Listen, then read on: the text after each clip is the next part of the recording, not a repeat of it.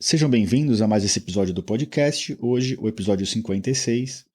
E antes de mais nada, eu queria deixar aqui a recomendação para que vocês entrem no podcast da Apple e deixem seus comentários, deixem sua nota, isso nos ajuda bastante. E eu queria agradecer a duas pessoas que fizeram 2 comentários recentes no episódio anterior do podcast, Tatinha Clark e Rosana Aguiar. Eu queria agradecer pela interação nas redes sociais, principalmente no Instagram e no LinkedIn, e é sempre um prazer compartilhar conhecimento e ter essa interação com o público, tá? Então, o podcast de hoje vai ser sobre embolização das artérias prostáticas, né, ou da artéria prostática. Um tratamento minimamente invasivo para tratar doenças da próstata, e muitos homens me procuram sobre isso. Então não percam, após a música de introdução, o episódio na íntegra. Mais uma vez, sejam bem-vindos.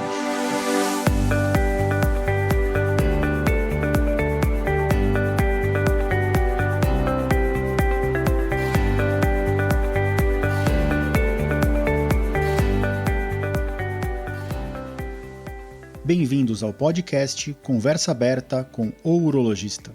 Meu nome é Giovanni Marchini, sou médico urologista formado pela Faculdade de Medicina da USP e serei o anfitrião desse show.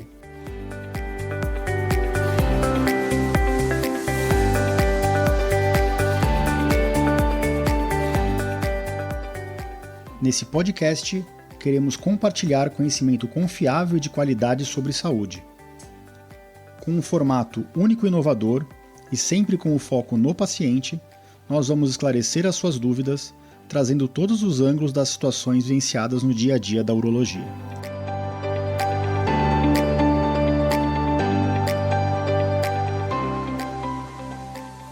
Estamos de volta ao nosso podcast e hoje a gente vai falar sobre embolização de próstata. Que tema interessante, né? A radiologia, a intervencionista vem evoluindo a cada ano, a cada década, e surgiu esse tipo de tratamento que é a embolização da artéria prostática.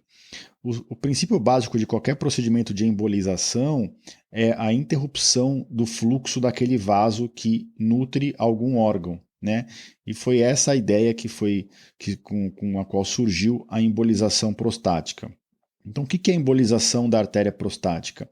É uma técnica cirúrgica endovascular, porque o tratamento é feito por dentro dos vasos e por isso ela é considerada minimamente invasiva, e ela geralmente é indicada para pacientes com hiperplasia prostática benigna, né? E esse tratamento é feito geralmente por um radiologista intervencionista, e o tratamento consiste na interrupção do fluxo de sangue das artérias prostáticas, os vasos que nutrem a próstata, né, que é esse órgão na pelve masculina. Para quem que é indicada a embolização? Então não existe nos guidelines americano e europeu uma indicação muito precisa, né, para a embolização prostática.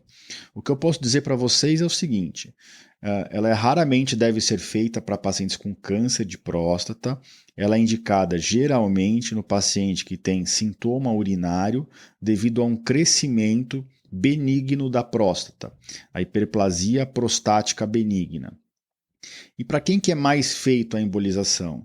Geralmente para pacientes com próstatas grandes, acima de 60, 80 gramas, aqueles pacientes que não querem de forma alguma ser submetido a um tratamento cirúrgico, como o tratamento tradicional da RTU de próstata, né, a ressecção transuretral de próstata, ou a prostatectomia para próstatas maiores.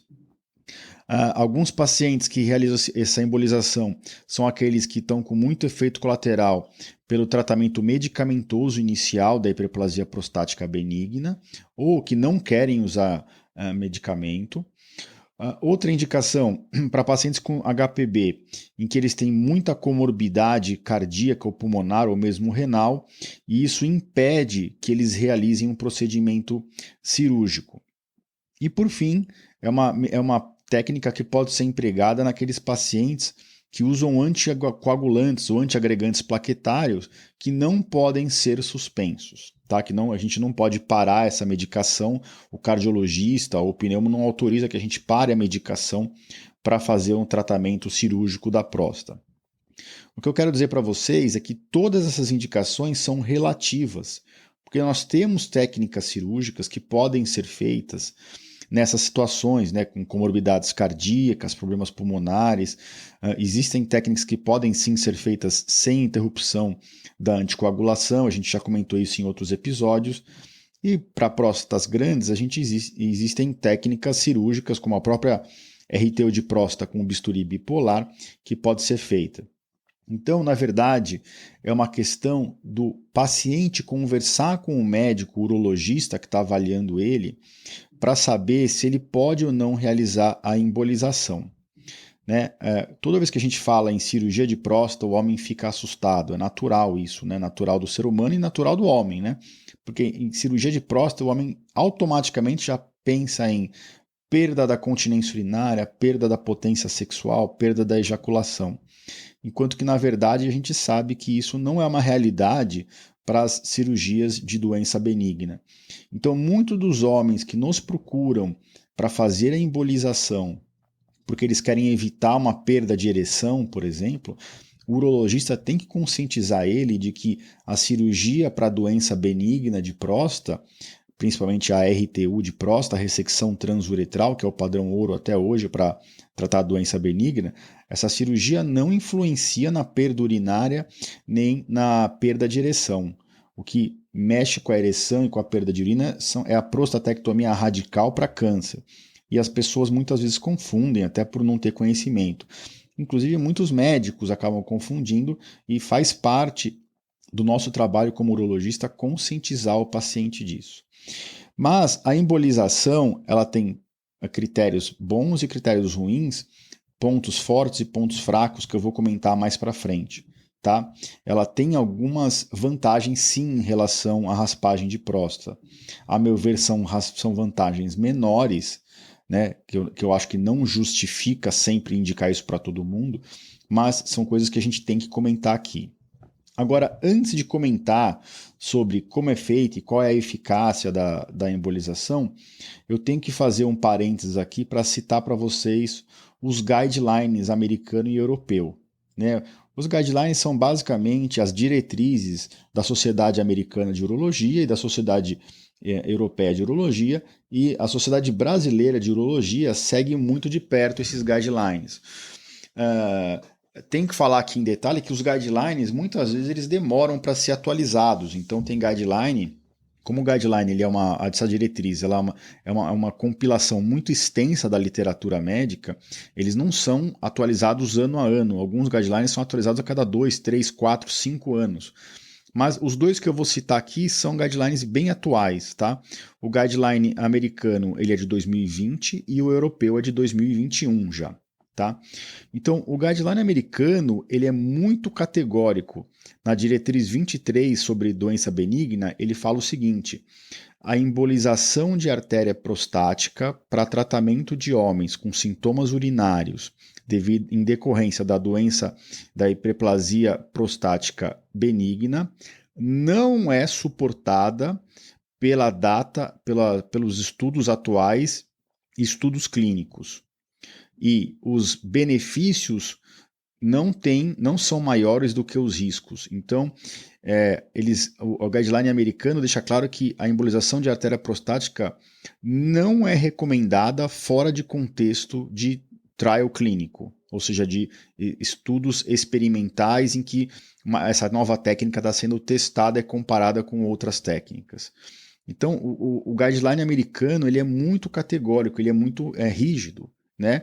Ele não indica a embolização para os homens com HPB, fica bem claro no guideline.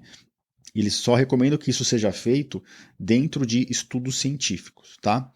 Já o guideline europeu, ele é um pouco mais aberto. Né?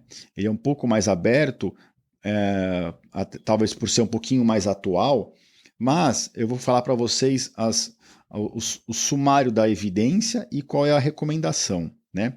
Então, a primeira evidência que o guideline europeu cita é a seguinte: a embolização de artéria prostática é menos eficaz que a ressecção transuretral de próstata na melhora dos sintomas e nos parâmetros urodinâmicos.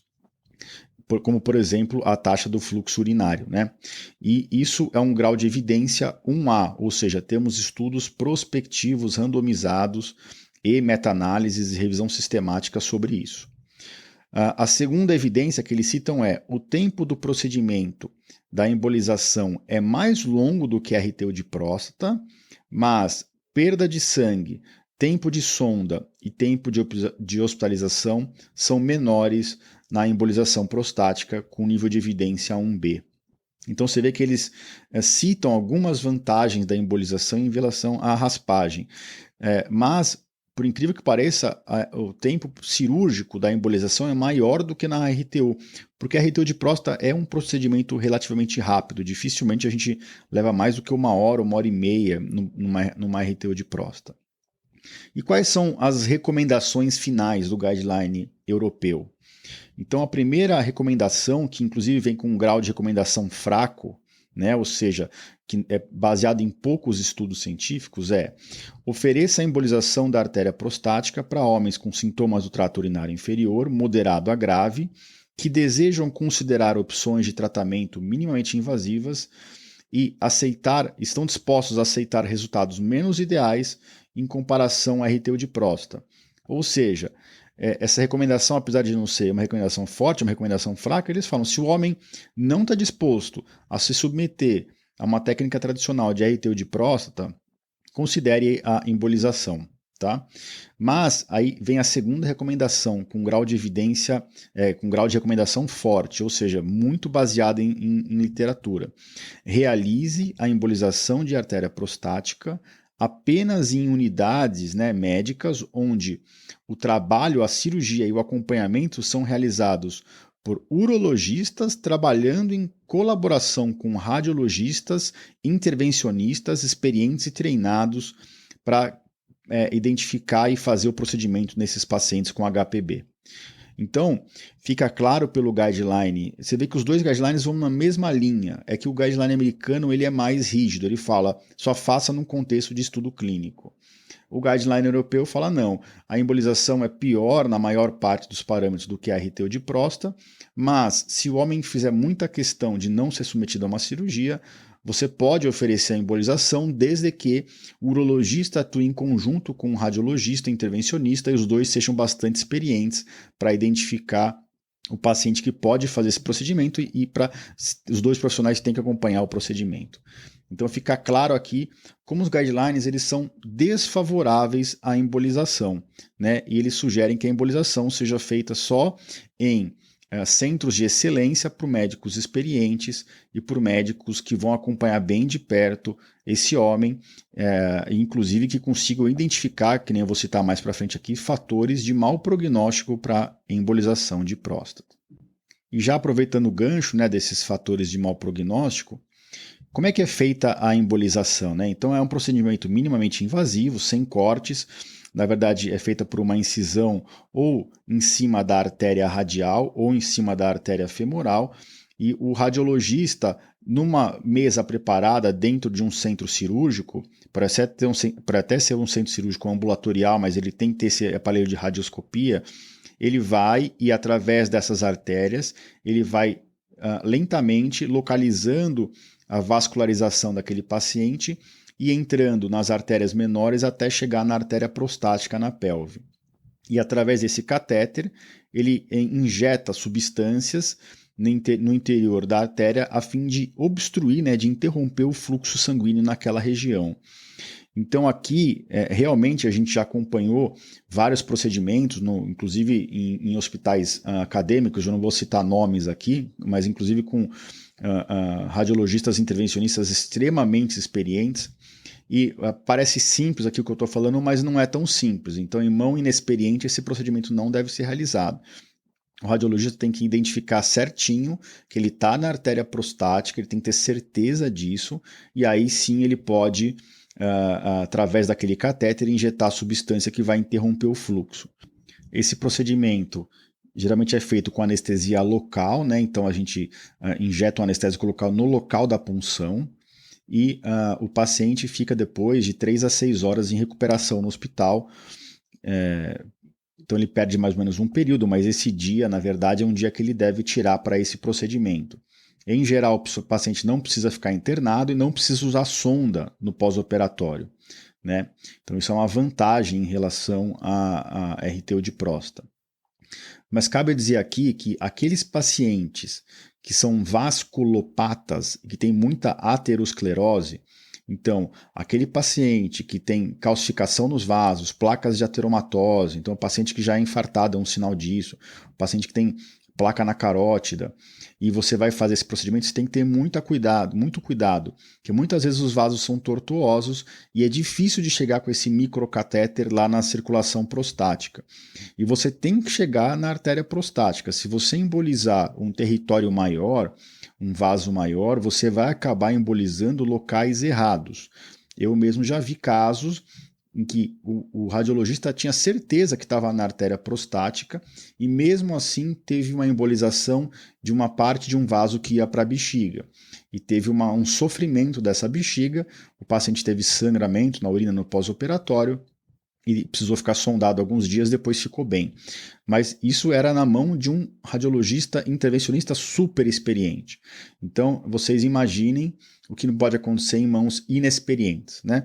E alguns estudos, né, angiotomografia ou angiorressonância, ajudam a identificar esses pacientes. Então, se você suspeita que o paciente ele é vasculopata, você tem outros indícios, você pode estudar os vasos pélvicos desse paciente com uma angiorressonância ou uma angiotomografia para ter certeza que você não vai se dar mal ou quebrar a cara na hora do procedimento, né? Na hora do procedimento, o paciente tem que estar bem estudado para não acontecer isso. Bom, nós já falamos agora da embolização, como ela é feita. Agora a gente vai falar um pouquinho da eficácia, né? Quando a gente fala de eficácia de uma droga ou de um método, a gente tem que sempre tentar comparar essa eficácia com o padrão ouro, né? E o normal na literatura médica urológica é comparar a embolização com a RTU de próstata. Poucos estudos comparam a embolização com a medicação, mas no final eu vou comentar para vocês qual que é o viés que surge nisso. A RTU de próstata, a raspagem de próstata, é um procedimento super seguro e até hoje é o padrão ouro para tratamento de doença benigna. E não deixa, apesar de ser uma cirurgia, não deixa de ser um procedimento minimamente invasivo, cujos resultados são muito bons. Eu já comentei em vários episódios do podcast aqui, né? Então, você tentar comparar um método novo com a RTU é realmente colocar a barra lá em cima, tá? Então, existem alguns estudos prospectivos randomizados comparando as duas técnicas e nós já temos na literatura revisões sistemáticas de 4, 5, 6 artigos prospectivos randomizados e de artigos não randomizados comparando essas duas técnicas. Então, eu vou separar um pouquinho a comparação da RTU de próstata com a embolização de acordo com alguns parâmetros. A gente vai falar sobre os sintomas, sobre o padrão hidrodinâmico de funcionamento da bexiga e o volume prostático, sobre o PSA e alguns outros desfechos, tá? Então, primeiro vamos sobre os sintomas, né? É o sintoma que indica o procedimento cirúrgico, geralmente. Não é o tamanho da próstata, né? Então, quando o paciente está com muito sintoma, a gente usa um questionário de score de sintomas de qualidade de vida que chama IPSS, né, que é o questionário para avaliação de sintoma do trato urinário inferior no homem com HPB. E o que os estudos falam comparando a embolização com a RTU? A maior parte dos estudos mostra que a melhora com a RTU é um pouco melhor do que com a embolização. Mas nós temos outros estudos e temos inclusive revisões sistemáticas mostrando que o sintoma urinário melhora de forma muito significativa com as duas técnicas e é muito parecido, tá? O que eu vi na prática clínica dos pacientes que fizeram a embolização é que realmente o quadro clínico melhora mesmo. O sintoma, então a dificuldade para urinar, o jato fraco, a vontade de urinar toda hora, isso melhora mesmo nos pacientes com embolização. Não é falar da boca para fora e realmente a gente tem bastante estudo científico que mostra isso. Então a gente pode falar que em relação aos sintomas, as duas técnicas melhoram bastante aos sintomas da HPB, de forma praticamente semelhante. né? Se eu for fazer um comparativo aqui, eu acho que nenhuma ganha muito em relação à outra. Agora, vamos falar um pouquinho do padrão hidrodinâmico da bexiga, né, do funcionamento da bexiga e do volume prostático. Aqui sim, a gente vê uma diferença importante. Apesar do homem que faz a embolização apresentar uma redução do volume prostático, a redução do volume prostático após a raspagem de próstata, RTU, ela é significativamente maior, tá? E da mesma forma, apesar de melhorar os sintomas, o padrão hidrodinâmico, né, da urodinâmica no homem que fez a embolização melhora, mas melhora pouco. Tá? Então isso, para nós que somos urologistas, o que isso quer dizer? Quer dizer que apesar do paciente melhorar do sintoma, o paciente continua muitas vezes com a bexiga obstruída. E isso a médio e longo prazo é muito ruim para a bexiga e para os rins. Né? Então a raspagem de próstata gera uma melhora no fluxo de urina muito maior, uma diminuição no resíduo pós-miccional, né, que é o volume de urina que fica na bexiga depois que o paciente acaba de urinar. A redução no volume pós-miccional na raspagem é muito mais importante do que depois da embolização. E os estudos que fizeram a avaliação mesmo de pressão-fluxo, estudo urodinâmico completo após as duas, mostram que enquanto depois da raspagem a pressão que a bexiga precisa fazer para expulsar o xixi cai muito, ou seja, a bexiga fica protegida depois da raspagem, ela começa a ter que fazer uma força muito menor para eliminar a urina pela próstata, por dentro da próstata. Na embolização, essa melhora ela é muito menos clara. Então, qual que é o nosso receio com a embolização? É que apesar dos sintomas melhorarem, o homem continue obstruído e continue tendo consequências ruins para o trato urinário dele. E isso indiretamente é medido pelo número de homens que precisa depois da embolização fazer uma raspagem. Esse número não é pequeno, a literatura não tem um número claro, mas a gente vê na prática clínica quase todo mês, o homem que fez a embolização procura a gente com nova piora dos sintomas poucos meses depois, e quando a gente faz a urodinâmica, o homem continua obstruído e a gente tem que ir lá e fazer a raspagem. Né? Então, a gente sabe que é um tratamento muito menos duradouro a longo prazo. Diferente do que eu falo para um paciente meu que vai fazer uma raspagem. Eu falo, olha, fulano, esse tratamento é vitalício. Você vai operar agora a próstata, para doença benigna, você provavelmente nunca mais vai precisar fazer um procedimento, a não ser que você viva 120 anos, que hoje as pessoas vivem cada vez mais, e pode ser que lá na frente a próstata volte a crescer. Mas, em geral, depois da RTU de próstata, o paciente nunca mais precisa mexer no canal da urina. Nós temos outros parâmetros, né? Então, só recapitulando, em relação aos sintomas, acho que é um empate entre as duas técnicas. Em relação à diminuição no volume da próstata e melhora no padrão da urodinâmica, né, da desobstrução do canal, a RTU ganha de longe da embolização. Em relação ao valor do PSA, o PSA cai sim na embolização, mas, mais uma vez aqui, a raspagem ganha, tá? A RTU de próstata ganha em relação à queda do valor do PSA. Aí nós temos outros desfechos, né, secundários. Então, tempo do procedimento, a RTU ganha, né, ela é mais curta, mas o tempo de uso de catéter, de sonda vesical e o tempo de internação para a RTU são maiores. Então seriam duas vantagens da embolização. Menor tempo de internação, inclusive feito em regime de hospital-dia, e menor tempo de uso de sonda, muitas vezes nem precisa usar a sonda, tá? Outras complicações. Então, alguns estudos mostram que a taxa de complicação é semelhante, outras mostram que a raspagem oferece um maior risco para sangramento e queda da hemoglobina e de transfusão sanguínea. Tá? Em contrapartida, a embolização de próstata oferece um maior risco de retenção urinária aguda.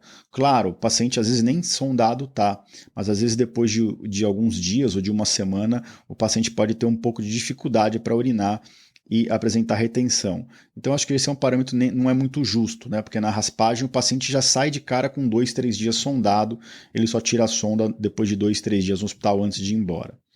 Então, essa é uma análise bem crítica, comparativa, e eu vou deixar tudo isso descrito na minha página, né, desse episódio do site, do podcast, para vocês conseguirem inclusive ler lá, tá? Quais são outros riscos, né? A embolização, então, é um procedimento que não funciona tão bem, mas tem poucos riscos.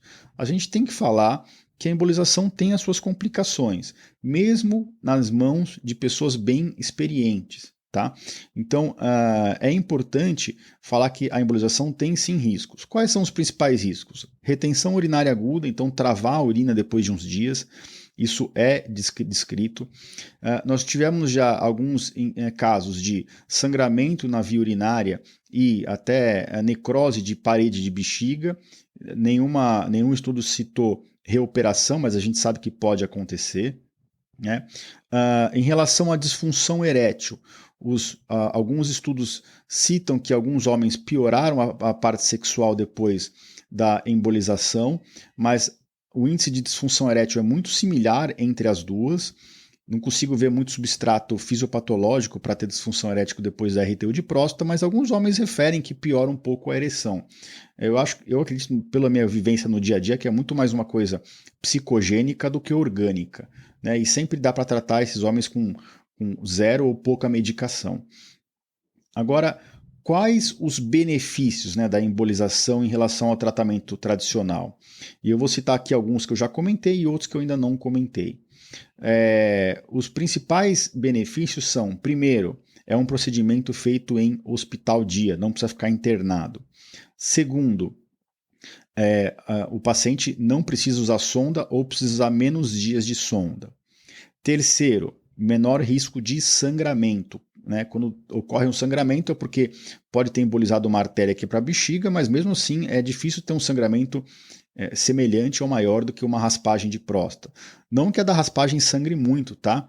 A raspagem não sangra muito e os índices de transfusão são baixíssimos, mas falar que a embolização sangra igual seria uma injustiça.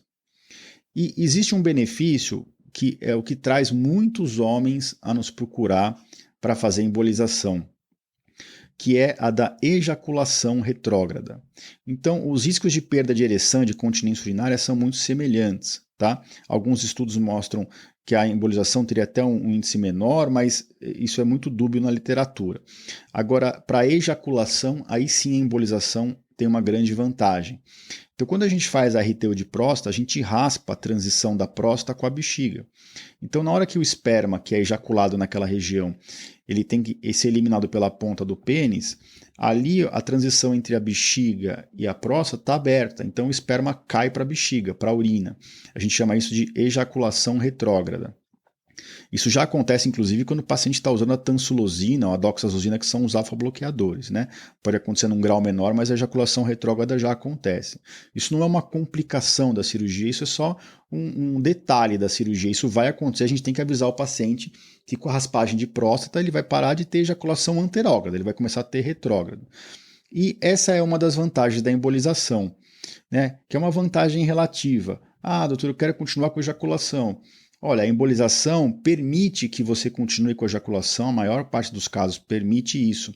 Mas o que isso significa, no fundo? Significa que o canal não está 100% desobstruído, que é aquilo que a gente já falou lá atrás, que os estudos urodinâmicos mostram que com a embolização melhora muito pouco a desobstrução da via urinária, ali da bexiga para frente.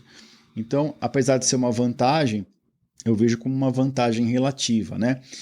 Inclusive, quando o homem que eu faço o RTU de próstata fala eu parei de ejacular e depois de alguns anos ele fala voltei a ejacular, a gente tem que ficar esperto. Será que essa próstata voltou a crescer? Porque não é para ter muita ejaculação anterógrada na técnica de RTU. Existem alguns mecanismos na RTU que a gente pode usar no intraoperatório, né? A gente raspar menos perto do vero montano e preservar um pouco o colo da bexiga, isso ajuda a ter um pouquinho de ejaculação anterógrada, mas não é o objetivo principal da cirurgia. O objetivo principal da cirurgia é abrir bem o canal para o paciente urinar com força no pós-operatório. Então, acho que eu resumi bem aqui sobre a embolização, tá? Então, eu queria passar algumas mensagens finais para vocês. Então, para quem que é a embolização?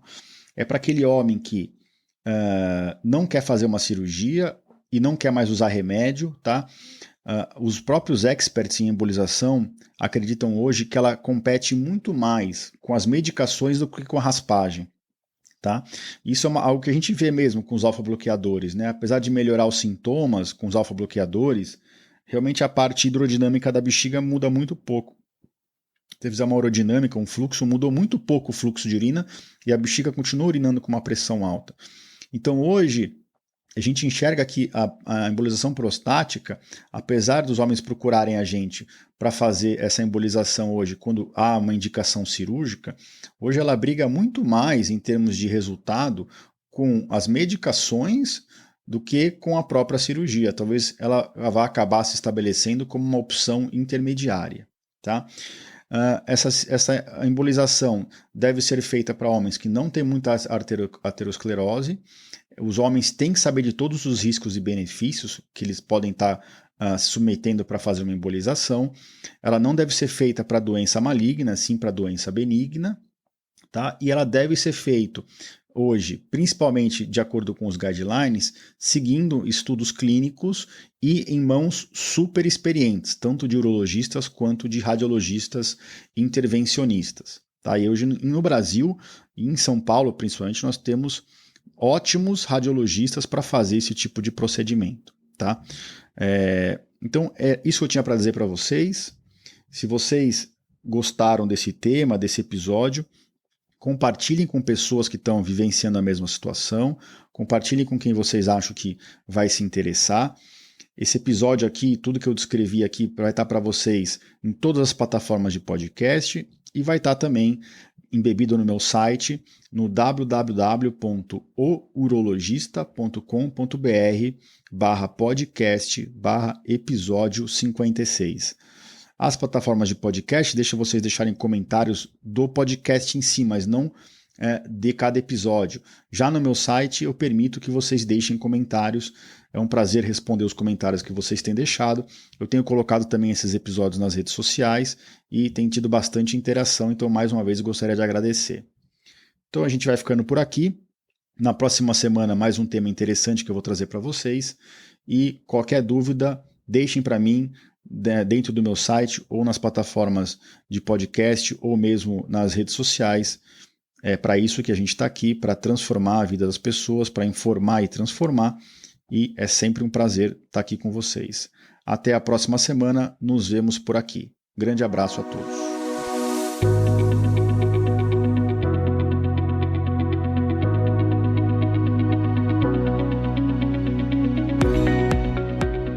Você ouviu a mais um episódio do podcast Conversa Aberta com o Urologista. Mais uma vez, obrigado e até o próximo.